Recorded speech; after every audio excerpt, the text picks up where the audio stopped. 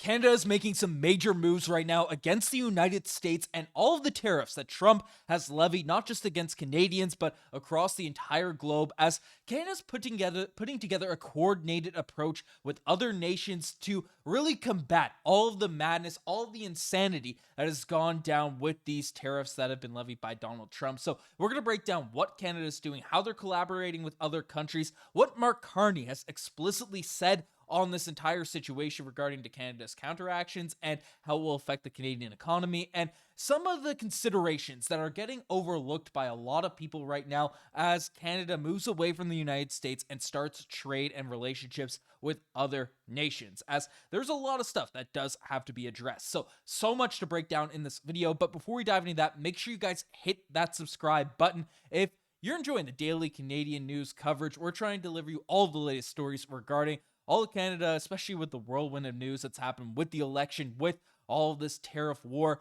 Make sure you guys hit that sub button if you want a nuanced take on all of the latest Canadian news. But let's dive into it because there is so much to break down. As right now, Canada is leading the G7 strategy against tariffs, as Canada's stepping up as a world leader, and Carney has made that a big priority for the country in his short tenure so far as Prime Minister. So basically, a late report just came out in regards to what's going on with the situation, as G7 chair Canada has spoken with Japan as well as the EU about market stability. Now, there is a lot of interesting stuff in this report. Essentially, Japan will cooperate with the G7 and International Monetary Fund to help stabilize a market rout unleashed by U.S. tariffs.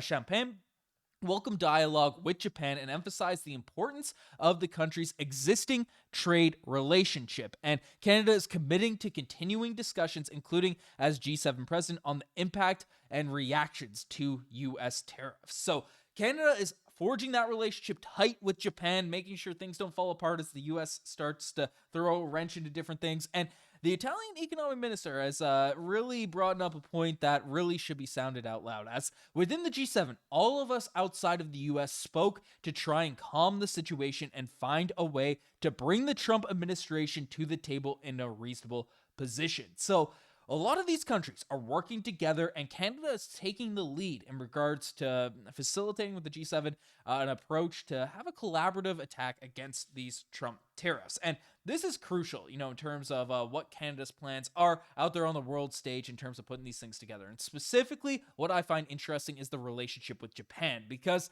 we've heard reports that Japan, South Korea, and China are all now starting to collaborate, starting to have discussions amongst themselves to bound together and not, fight against all these tariffs that have been levied by the United States, and that essentially would lead to some more isolation in terms of that Southeast Asian area. And if you are a student of history, you know South Korea, Japan, and China have not had the most rosy of relationships over the past millennia. So the fact that these tariffs are starting to bring those three countries together to potentially make an alliance and move away, specifically South Korea and Japan, from Western allies and stuff, that is not good for the U.S., of course, but also countries like Canada that need to maintain those relationships. So having Canada at the forefront of all this is a huge positive. We take a look at some of the pros in terms of this approach that Canada has been taking, because strengthening that Asian-Pacific relationship, as well as with the EU, of course, negotiating those trades is crucial for Canada maintaining its economic status across the world, as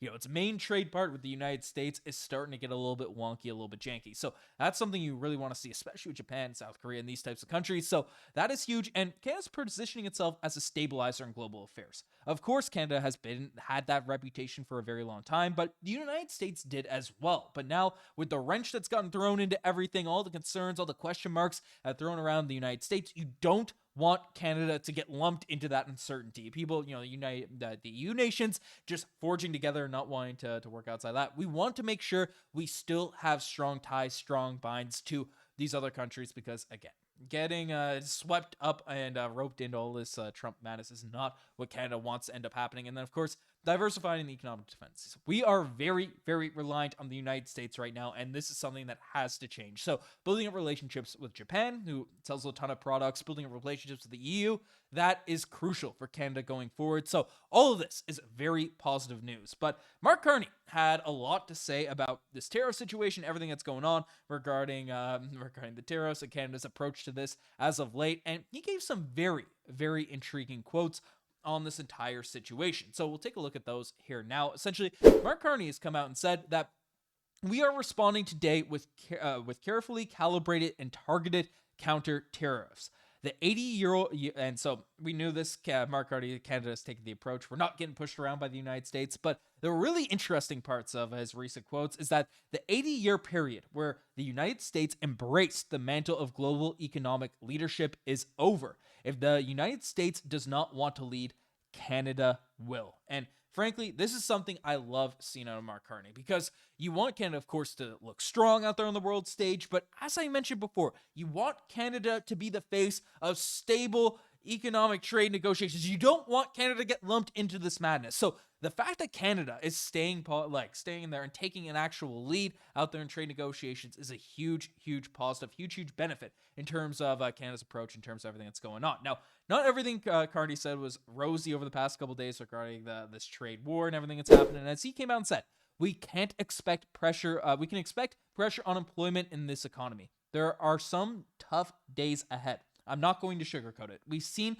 the first signs of that in the financial markets, dramatic moves in the financial markets, which is telling Americans, and Americans are listening, that there are future job cuts, higher inflation, and likely an American recession ahead. And of course, there's no recession in America. It's not looking good for things out there in Canada. He's pretty adamant not saying Canada when asked the question, but American recession was what was really brought up out there in those conversations by Carney. So he's laying it out. He's not sugarcoating anything that's being said out here at this point, but I like Carney's approach. And basically, Carney's come out and done 25% tariffs on non-compliant U.S. auto imports with the United States. So standing strong for Canada there. And the fact that this is going to have a serious impact on the auto industry in Canada, he has pledged $8 billion to impacted auto workers, and another $2 billion if he does end up getting elected in the election that's about to happen in 2 weeks. So trying to make some progress to mitigate the damages that this tariff war is going to have out there on the auto industry in Canada. And then basically, of course, he's been coordinating with the EU, as we discussed in the first segment of this video. So a big, strong approach from Mark Carney. I think this is a solid sort of approach. Again, there's a lot of stuff. This is a very, very, lots of moving pieces in this whole situation, especially with the markets going up and down, up and down. But I like this approach from Mark Carney. But of course, there are some considerations as you move away from the United States, a trade partner that the Canada has had with the United States for a very, very long time. And it does have to be discussed, because everyone, boo Trump, boo United States, boo that, watching sports games, you see everyone booing the U.S. But moving away from the U.S. does lead to some changes out there in regards to what's going to happen with Canada and the approach to everything that's going on. And one thing that Carney has specifically brought up in his discussions, and of course he has great relationships with the leaders in Europe, being his ties to the UK, all these types of things. Of course, Macron there in France. One thing Carney has brought up consistently is how there are strict green environmental policies that have to get integrated when you're doing deep trade with the EU. That is requirements that they have in these trade negotiations. If Canada's going to be moving in that direction, there are going to be environmental policy shifts that Canada just has to move towards, that the EU takes very, very seriously in these sort of trade responses. So that is one thing that's been brought up a ton during the Carney campaign.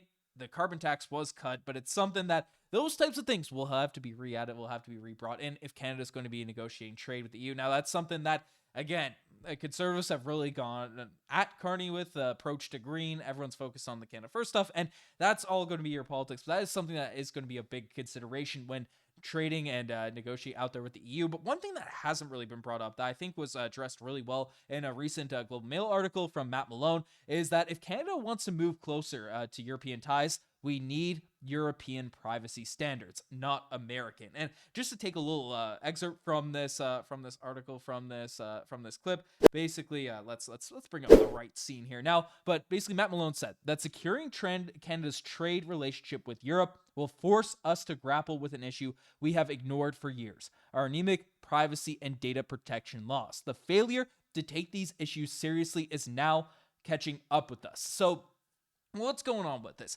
The EU is very, very serious out there in their data privacy laws, and this harkens back to a bunch of different examples. One dramatic one happened in Den Haag, out there in the Netherlands, when there was a Russian-owned bank that was a prominent bank out there in the Netherlands, and essentially what happened was they, of course, like anyone that works in Canada and across the world, you're probably familiar with Microsoft Teams, Azure, pretty well every website on the internet runs through AWS. These are all American companies. And of course, it was the Russian war, so it was less controversial out there in North America, but the US essentially undercut those banks, undercut those companies by shutting down their Microsoft Teams, shutting down their emails, shutting down their websites, and functionally shut down their operations by, cutting them off from these specific resources. So that is something the EU has taken notice of. The Netherlands, again, it was a Russian tied thing, so the US felt justified, but they've taken notice of that. And now, especially with a more erratic situation, data privacy laws and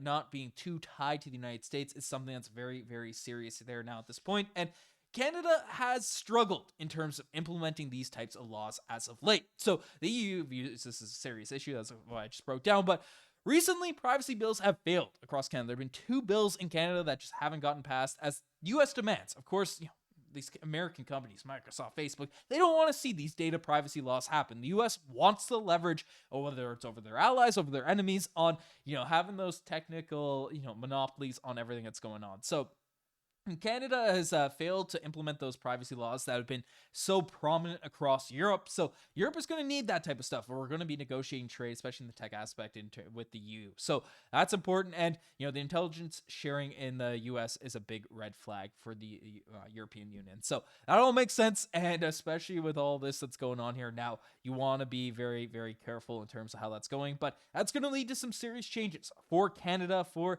legislation that's brought in, and moving to a more European-centric aspect in the environmental sector, as well as the data privacy laws, are 2 areas that should be kept on Canadians' radar as we move forward through this trade war. But let me know what you guys think about all this in the comment section down below. You guys are best to make it this far. Subscribe to the channel if you guys haven't already. Trying to deliver some nuanced coverage on all of these issues, so let me know what you guys think down below. You guys are best to make it this far. Subscribe to the channel. I'm signing out. Cheers.